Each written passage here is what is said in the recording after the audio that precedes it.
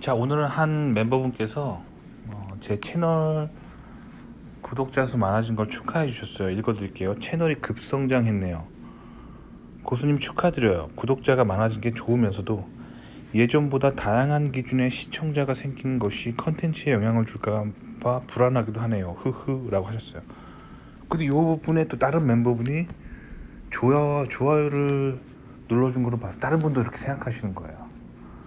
자, 그러니까 사실 굉장히 정확하게 보신 거예요. 자, 대형이 되면 항상 많은 문제들이 생깁니다. 많은 문제들이 생겨요. 자, 이거에 대해서 좀 얘기를 해볼게요. 제가 사실 굉장히 긍정적으로 받고 너무 좋아했던 개인 방송인이 있어요. 저도 뭐 개인 방송을 보겠죠. 저도 인간이니까. 그분을 굉장히 제가 괜찮은 인간이라고 생각했습니다. 왜냐면 그분이 한국에서 박사학위를 따시고 본인이 그 반도체 전공을 하셨어요. 그래서 저도 이 바닥에 있기 때문에 그분의 생각을 좀 봤어요. 왜냐면 한국에 있다 보면은 그 소위 말하는 국뽕, 한국 반도체 국뽕을 가지고 컨텐츠를 하기가 되게 쉽거든요. 그런 유혹을 느끼거든요. 그렇게 했을 때 한국 사람들이 좋아하니까요.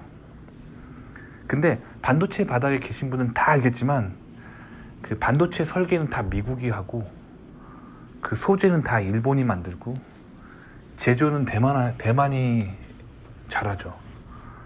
그래서 한국이 사실 정말 열심히 하지 않으면 뚫기가 힘들어요. 특히 반도체 소자의 벽, 소재의 벽이 있어요. 일본이 정말 잘 만들거든요. 제가 예전에 이런 거 많이 해봤어요. 그 소재를 놓고 소재 A는 일본산이에요. 그리고 소재 B는 한국산이에요. 그래가지고 극한 테스트 하는 거예요. 막 마이너스 50도에 극한의 냉동고에서 냉동을 시켜보고 그거를 다시 한 150도에다가 뜨겁게 달고 그렇게 되면 다시 또 마이너스 50도 이거를 막 2000번 해보는 거예요. 3000번. 언제까지? 소재가 박살날 때까지. 이해가죠? 극한 테스트. 이건 소재의 체력을 테스트하는 극한 테스트입니다. 그러면 일본 제품이 다 살아남아요. 근데 한국 건 다 깨집니다. 이거를 제가 실제로 경험한 후에 일본의 소재를 쓸 수밖에 없는 이유를 제 눈으로 깨달았어요. 그래서 내가 하는 프로젝트가 망하지 않기 위해서는 내가 만든 설계의 소재, 뭐 플라스틱이든 뭐 금속이든 뭐 이런 것들을 일본산을 써야겠다 라는 생각을 하게 됩니다. 실제로 이걸 해보면. 근데 그 한국에서 박사했던 본인도 해본 거예요. 한국 실험실에서 이걸. 그래서 그걸 자기가 본 그대로를 이야기합니다. 이야기해요. 근데 그 당시에 한국의 정치 정권은 이제 좌파 정권이어가지고 일본을 막 디스하고 있는 방송을 적극적으로 내보내고 있었어요. 그래서 뭐 일본에 뭐 맨날 그 있잖아. 맨날 반복되는 거 뭐 일본의 뭐 일제시대 때 뭐 일본 사람들이 막 괴롭힌 거 그거 막 내보내고 있는데 이런 방송하니까 그 사람이 엄청난 벽에 부딪히잖아요. 그럼에도 불구하고 자기 소신을 잃지 않고 계속 얘기했어요. 그랬더니 그 사람들이 그렇게 얘기하면 알아줘요. 그 진심이. 그래서 이 사람이 엄청나게 성장했어요. 그래서 뭐 최근에 제가 봤을 때 뭐 60만 명 넘던데. 근데 60만 명 넘게 되면 어떻게 되면 이제 스폰서가 붙어요. 영향력 있잖아요. 브로드캐스팅을 할 수 있는 권한이 있잖아요. 그러니까 어떻게 되냐? 기업들이 와서 스폰을 하겠죠. 그래서 이제 지금은 거의 기업 스폰 받은 영상이에요. 그러니까 지금 완전 전문 국뽕인이야. 한국 기업들 국뽕. 보면 다 거짓말만 해, 맨날. 돈 받고 홍보해 주는 것만 해. 그러니까 사실 이제 굉장히 실망해서 제가 그 사람 영상은 더 이상 안 봐요. 안 보는데 또 이제 이렇게 대형 유튜브 보면 사람들이 또 막 믿는단 말이에요. 그러니까 뭐 그러나 하고 저는 이제 내가 이상한 사람이 되지 말자 이런 주의거든요. 두 번째 사례, 제가 또 굉장히 좋아하는 개인 방송인이 있습니다. 이 사람은 이제 한국에서 평범한 직장을 다니는 과장님이에요. 평범한 그냥 회사 과장이기 때문에 그 평범한 일상 그거를 담는 거예요. 그게 너무 재밌어요. 왜냐면 회사 생활 하다 보면은 저도 한국에서 회사 생활 해봤고 한국에서 과장을 해본 적이 있었거든요. 그 과장이라는 위치에 있을 때 그 많은 스트레스가 있거든요. 막 위에 뭐 상무나 전무, 뭐 부장님들이 막 괴롭히고 그러면서도 본인은 또 밑에 대리나 사원들을 또 위에서 시키니까 뭐 막 시켜야 되는 입장이 있기 때문에 이 샌드위치로 받는 스트레스가 있거든요. 그거를 보는 게 너무 재밌었어. 근데 이 사람이 어떤 날은 그 직장에서 일하다가 라이브로 막 자기 집 오피스에서 일하면서 막 실제로 일어나는 일을 막 방송해. 진짜 웃겼어요. 근데 이 사람이 나중에 그거 유명해지잖아. 유명해지면은 이제 이 사람도 프레셔가 와요. 뭐 그렇겠죠. 회사에서 임원이 불렀겠죠. 너 왜 우리 회사에서 일어나고 있는 일들을 그 컨텐츠를 쓰냐, 우리 회사 명예가 어떻게 되냐 해가지고 나중에 이 사람이 회사를 관두게 됩니다. 그때부터 이제 전문 방송인의 길을 거두면서 이 사람 컨텐츠가 더 이상 재미가 없어요. 왜 그러냐면 이제는 이 사람도 거의 막 뭐 100만 뭐 이게 구독자 가면서 이 사람도 이제는 어떻게 되냐면 스폰이 붙어요. 그래가지고 이제는 이 사람도 기업에서 막 홍보를 해주는 거야. 기업이 자기네 회사 홍보해달라고 하면 이제 그 회사 막 홍보하고, 그러니까 기업을 막 까던 사람이 스폰이 들어오니까 기업에 대해서 막 홍보해준 사람이 되는 거야. 재미없어 이제. 그래요. 그렇단 말이에요. 그러니까 이 사람이 변질될 수 있어요. 변질될 수 있습니다. 교회도 변질됩니다. 제가 개신교라서 개신교 사람들도 좀 아는데, 제가 어렸을 때 제가 굉장히 존경했던 목사님이 있어요. 굉장히 존경했던. 한국에서 뭐 제일 큰 교회를 세웠던 사람이죠. 뭐 그런 사람이에요. 굉장히 존경했어요. 그 말씀이 되게 좋아요. 지금 돌아가셨는데 아직도 제가 가끔 그 사람 영상을 유튜브에서 검색해서 볼 정도로 말씀이 진짜 좋고 성경 말씀을 정말 잘 가르쳐요. 근데 이제 그렇게 해서 교회를 엄청나게 크게 세웠잖아요.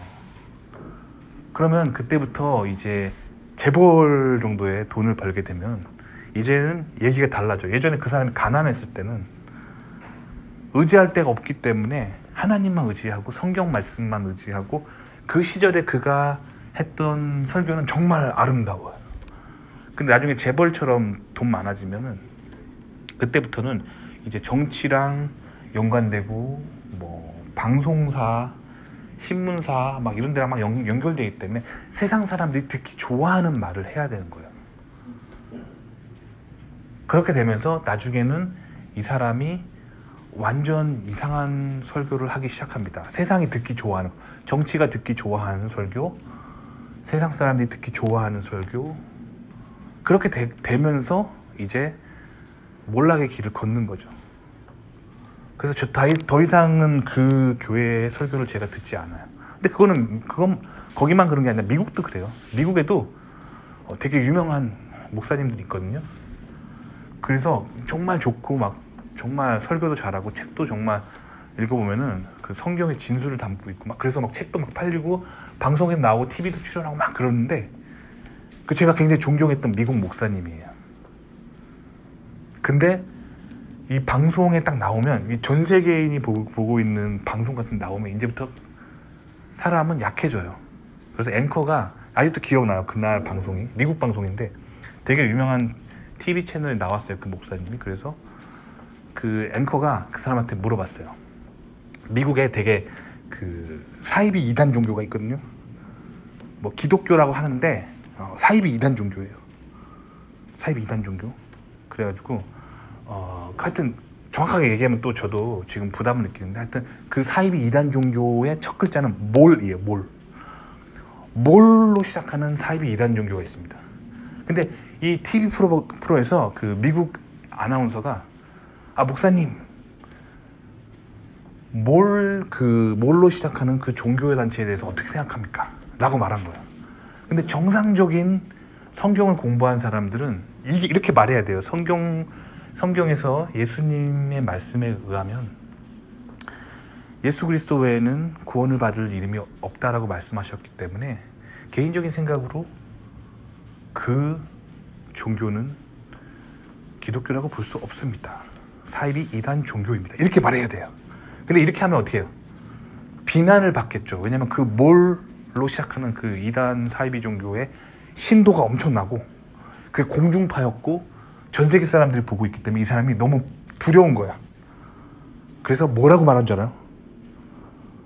그 사람들도 그 훌륭한 종교를 가지고 있고 그래서 그들도 성경의 일부를 읽기 때문에 그들도 기독교인이라고 볼 수 있습니다. 이렇게 말한 거야. 그러니까 진보적으로 말한 거예요. 진보적이라 하면 이제 폴리티컬 코렉팅스적인 마인드로 그들의 종교를 존중해주면서 이렇게 얘기한 거예요. 어떻게 보면 약간 그 방송국의 PD가 약간 이렇게 그 사람을 시험한 거야. 약간 예수님에게 그 성전세를 바치는 것이 옳습니까? 그럽니까? 라고 물어봤던 것처럼 예수님의 함정에 빠뜨리려고 물어본 거잖아요. 왜냐면 예수님이 왔을 때 그 당시에 이스라엘은 로마의 식민지였는데 성전세를 바치는 것이 옳습니까? 옳지 않습니까? 라는 건 뭐냐면 결국 뭐냐면 로마에 텍스를 내야 되는가, 이스라엘이 로마에 텍스를 내야 되는가의 질문이에요. 굉장히 어려운 질문이에요. 그 질문, 어려운 질문에 말 한마디 잘못하면 죽을 수도 있는 굉장히 어려운 질문이에요. 근데 예수님 뭐라 그러셨냐면 가이사의 것은 가이사에게, 하나님의 것은 하나님에게. 이렇게 아주 지혜롭게 대답하시고 거기를 빠져나갔죠. 지혜가 굉장히 중요해요. 지혜가 굉장히 중요합니다. 그래서 저도 이 지혜롭게 이거를 잘 운영해야 될 것 같아요. 그래서 저도 이제 변질되지 않은 그 앞에서 제가 말씀드렸던 그런 개인 방송인들처럼 돈에 의해서 사람이 180도 바뀌면은 그거는 그럼 제가 느낄 수 있는 건 뭐냐면 결국엔 그 사람이 그 첫 번째 말한 그 국내 박사 그 과학 유튜버가 결국엔 그 사람이 얘기했던 거는 그 사람의 진짜 속마음이죠. 돈 벌기 전에 자기가 생각했던 그 자기가 눈으로 봤던 한국 과학계에 대해서 얘기하다가 이제 대형 방송이 되니까 어때요? 프레셔를 느낀단 말이에요. 돈을 잃어. 대중이 원치 않는 말을 하면 돈을 잃어. 그러니까 돈 벌기 위해서 자기 입을 놀리는 사람이 돼버리는 거예요. 그 과장님 방송인도 마찬가지고 대형교회 목사님들도 마찬가지예요. 신도가 떠나가 헌금. 그래서 요즘 한국 교회에서는 그 절대 말하면 안 되는 게 있대요. 당신 좌파예요, 우파예요? 이런 얘기 절대 하면 안 된대요. 설교에 절대 정치 얘기하면 안 된대요. 신도가 반이 떠나가. 신도 중에 반은 우파고 반은 좌파인데 정치와 관련된 거 뭐 얘기하면 신도가 반이 떠나가요. 그러면 헌금이 반으로 줄잖아. 그러니까 현대 사회는 이런 사회라는 거예요. 굉장히 사람들이 불편해하고 민감하고 그래서 컨텐츠에 영향을 줄까봐 불안하기도 하네요 라고 하셨는데 굉장히 이분 뭔가 세상을 좀 알아. 뭔가 세상에 흘러가는 이 시대의 풍조를 아는 거예요. 그래서 저를 걱정해 주시는 거예요. 진짜 감사합니다. 근데 그런 고민들을 저도 해봐야 돼요. 그런데 인간으로서 저도 돈을 벌고 싶어요. 돈 싫어하는 사람이 어디 있어요? 돈 싫어하는 사람이 어디 있어요? 그런데 돈에 의지하지 않고, 그러니까 돈에 크게 영향받지 않고 내가 사람들에게 꼭 필요한 말들을 하는 사람이 되고 싶어요. 그 계기가 뭐냐면 제가 최근에 교회에 갔어요. 그래가지고 제가 악플을 엄청 심하게 받고, 그러니까 제가 악플을 엄청 막 받았는데 그때 뭐 딱히 제가 악플을 받았던 이유는 제가 보고 들은 걸 직접 얘기했는데, 직접 경험한 것들을 얘기했는데, 그게 구독자 입장에서 너무 듣기 싫었던 거예요. 너무 듣기 싫었던 거예요. 뭐 예를 들면 이런 거예요. 제가 실제로 미국을 살아보니까 정치적인 뭐 정당에 대한 어떤 편견 없이 그냥 세상을 봤을 때 좌성향으로 살면은 계속 가난해집니다. 내가 연봉이 100만 원이잖아요. 그럼 좌성향을 가지고 살면은 그 다음 해에 99만 원을 버는 사람이 되는 거예요. 계속 줄어들어요. 좌성향 때문에. 반대로 우성향으로 살면은 내 월급이 100만 원이면 다음 해에 101만 원 버는 사람이 됩니다. 그 우성향 때문에 뭔가 좀 더 돈을 더 벌고 성공하는 부분이 있어요. 팩트거든요. 그래서 좌파에 빠지지 말라고 제가 얘기를 하는 거예요. 좌파에 빠지면 실제로 가난해집니다. 팩트예요, 팩트. 팩트를 얘기한 거예요, 본 거를. 자, 근데 이게 좌 성향을 가지고 좌파, 정치적 성향을 가지고 좌파에 투표하시는 분들은 이 제가 지금 정치 얘기했다고 생각하는 거예요. 그래서 어떻게 하냐면 맹비난합니다. 그 좌파들의 키보드 워리어를 변신해서 막 A4 한 5장 막 욕을 해요. 어떻게 A4 5장 가득 욕을 할 수가 있지? 근데 그런 창의력이 나오더라고요. 그러니까 그만큼 키보드 워리어 생활을 오래 하신 거예요. 정치 블로그 같은 데서. 정치 뭐 개인 방송 댓글로. 그러니까 저도 정말 스트레스 받아서 이게 진짜 이 채널 삭제해야겠다. 왜냐면 제 연봉이 실리콘밸리에서 연봉이 어마어마한데 그 당시에는 제가 이 채널 지금처럼 크지 않았어요. 뭐 한 달에 광고 수익료 뭐 한 3만 원 나오던 시절이어가지고 채널 삭제해버리자. 진짜 이게 뭐 하는 짓이야. 내 지금 연봉이 얼만데 여기 실리콘밸리에서 내 본 캐릭터가 하는 일에나 집중해야지. 내가 왜 이딴 걸 하면서 뭐 월 3만 원도 안 나오는 일에 하면서 A4 5장 가득 욕을 먹어야 돼. 난 도와주겠다고 이걸 한 건데. 저도 투덜투덜 짜증이 엄청 났었어요. 그 교회를 갔는데 목사님 그 주의 설교가 참고로 제가 다니는 교회는 그 세계적인 개인 방송 그 스트리밍 회사 근처에 있어요. 네, 그래서 직원들이 거의 대부분 그 스트리밍 방송사의 직원이에요. 그래서 제가 가끔 제가 걱정되는 게 이런 거예요. 스트리밍 방송의 편집자들 있거든요. 그 사람들이 뭐 수익 중단되는 수익 창출 중단되는 영상들 리뷰하거든요. 그래서 아는 사람들이 나 이거 하는 거 아는 거 아니야? 혹시 알면서 이렇게 모른 척 하는 거 아니야? 뭐 하여튼 그런 프레셔를 좀 받았거든요. 어쨌든 저는 이제 가명으로 뭐 하긴 해도 인간적으로 스트레스 받아요. 제가 얼굴 드러내놓고 이렇게 방송하지 않아도 이렇게 스트레스 받아요. 댓글에 나를 비난하는 건데. 근데 그날 설교가 뭐였냐면 돈 벌기 위해서 이렇게 사람이 듣기 좋아하는 말을 하는 사람이 되지 말라는 거예요. 그래서 제가 그렇게 설교 말씀 듣고 회개하고 돈을 떠나서 내가 세상에 좋은 영향력을 끼치는 사람이 돼야겠다 라고 생각하고 그날부터 계속 그렇게 하고 있어요. 그래서 채널 성장이 되게 더뎠어요. 물론 제가 구독자 10,000명이 된 거는 정말 감사하고 기쁜 일이지만 다른 사람에 비해서 그리고 저라는 인간의 포텐셜에 비해서 채널 성장이 굉장히 늦었어요. 한 3년 걸렸습니다. 이렇게 10,000명 채널 만드는데. 어떤 사람들은 몇 개월만 해도 10,000명 만들잖아요. 사람이 듣고자 하는 것만 철저하게 설계해서 보여주면 돈 벌기 위한 테크닉을 넣으면은 구독자는 금방 늘릴 수 있어요. 근데 제가 그렇게 살지 않는 거예요. 근데 살다 보면 이렇게 이런 유혹들이 옵니다. 그래서 그런 유혹에 넘어가지 않고 제가 마땅히 해야 될 일을 하는 사람이 됐으면 좋겠어요. 자, 그래서 여러분들에게 좀 미디어 트레이닝을 좀 해드릴게요. 왜 미디어는 사람이 듣기 좋아하는 말만 하는가 제가 보여드릴게요. 자, 일단 제 채널 통계를 보여드릴게요.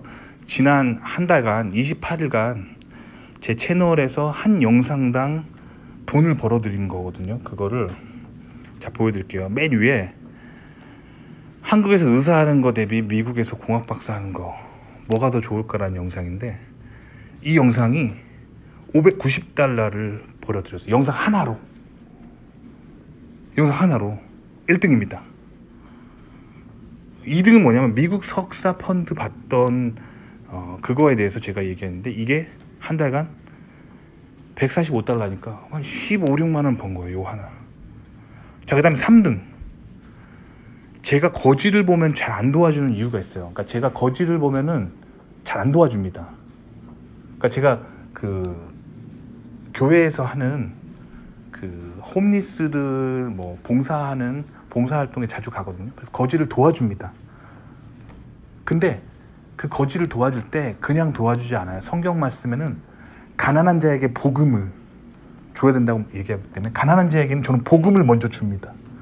그죠? 그리고 그 복음을 듣고자 하는 사람들에게 계속 도와줍니다. 근데 거지들 중에서는 일을 하고 싶지 않아서 거지하는 사람이 있어요. 내가 지금 당장 뭐 예를 들면 햄버거 가게에서 알바하면은 한 시간에 뭐 얼마를 버는데, 그 시간에 국어를 하면은 더 많이 벌기 때문에 국어를 하는 인간들이 있어요. 절대 도와주면 안 되겠죠. 뭐 그런 얘기 하는 거예요. 근데 봐봐요. 거지 안 도와주는 이유는 지금 17달, 그러니까 뭐 한 2만 원 정도 한 달에 저기서 영상이 나오는데 3등부터 별 인기가 없죠. 근데 1등 봐봐요. 저 얘기 하나 했다고 저 영상에서 60만 원, 뭐 70만 원인가요? 70만 원 버는 거예요. 그리고 두 번째 영상 저 얘기 하나 했다고 20만 원 한 20만 원 되나? 20만 원 버는 거예요. 근데 봐봐요. 그 밑에 쭉 보면 인기 없는 영상들은 막 1달러도 1,000원도 못 버는 게 있어. 봐봐요. 지금 뭐 예를 들면 500원, 한 달 동안 400원, 뭐 열심히 얘기했는데 300원, 뭐 200원, 뭐 100원도 못 버는 거 있어요. 100원도. 아시겠죠? 봐봐요. 이런 거 봐봐요. 지금 다 100원, 아 100원은 넘네. 뭐 200원. 뭐 어떤 영상들은 뭐 열심히 떠들어도 100원도 못 버는 영상들이 있다는 거죠. 100원 대 70만 원. 자, 100원 빵 대 70만 원 빵. 어때요? 사람은 이렇게 유혹을 느껴요. 아시겠죠? 그러니까 제가 여러분들한테 드리고 싶은 말은, 이 세상 미디어는 돈을 벌기 위해 돌아간다는 거예요. 그래서 좌파 진보 미디어를 조심해야 돼요. 이 세상에는 가난한 사람들과 부자가 있습니다. 생각이 다릅니다. 뇌 구조가 달라요.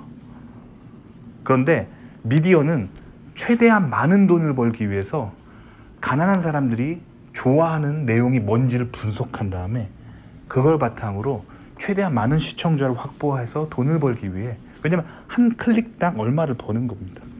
그렇기 때문에 좌파 진보적 미디어를 여러분들 진짜 조심해야 돼요. 아시겠죠? 그러니까 좌파 진보적 미디어는 그래서 돈을 벌기 위한 테크닉입니다. 좌파 진보적인 스탠스를 취할 때 미디어는 돈을 벌어요. 반대로 대중은 본인이 돈을 벌기 위해서, 성공하기 위해서는 좌파 스탠스에 빠지면 안 돼요. 그러면 더 가난으로 떨어지는 거예요. 살짝 우성향으로 살아야 되는 거예요. 그래야 가난에서 나오고 돈을 벌고 더 행복해지는 삶으로 가는 거예요. 그런데 세상 미디어는 대부분 좌파 진보이기 때문에 사람들은, 대중은 다 좌파 진보로 빠지면서 더 가난으로 가는 거예요. 비참한 삶으로 더 가는 거예요. 그리고 계속 중독되는 거예요. 왜냐면 세상은 계속 좌파 진보적 미디어를 여러분들에게 보여줍니다. 이해가셨죠? 이것만 깨달으면 여러분 인생에서 진짜 많이 깨달은 거예요. 자, 그러면 여러분은 시청자 입장에서는 좌파 진보적 미디어를 진짜 조심하셔야 돼요. 내 가난으로 가는 그게 게이트웨이입니다. 반면에 여러분이 방송을 하는 사람이라면 좌파 진보를, 대중을 좌파 진보로 빠뜨리고 싶은, 즉 자신이 김정은이 되고 싶은 그런 유혹을 느낀다는 거예요. 그 유혹을 잘 버텨내야 돼요. 안 그러면 많은 대중을 가난으로 이끄는 사람이 되는 거예요. 자기가 돈을 벌고. 이것이 바로 김정은의 삶이죠. 김정은의 삶이 되지 않기 위해 저는 굉장히 노력합니다. 그렇죠. 정말 제가 근데 느끼는 거는 제가 정말 중요하다고 한 얘기는 별로 돈을 못 법니다. 반면에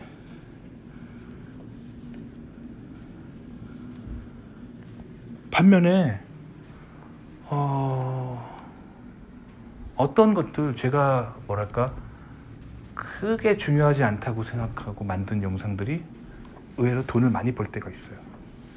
그러니까 저는 요새는 저도 제가 미디어를 보면서 내가 과연 정말 나에게 필요한 영상을 보고 있을까라는 생각을 하면서 사실 요즘 미디어 금식을 하고 있어요. 미디어 금식이라 하면 미디어 노출을 최소화하는 거죠. 그리고 저는 성경 말씀을 더 많이 읽고 있습니다. 성경이 내 삶에 정말 진정 도움이 되는 말씀들이 많거든요. 아시겠죠? 그래서 오늘은 저에게 걱정해 주신 저 구독자분께 감사의 말씀을 드리면서 제가 깨달은 미디어라는 무엇인가에 대해서 좀 얘기해 봤습니다. 도움이 되셨길 바랍니다.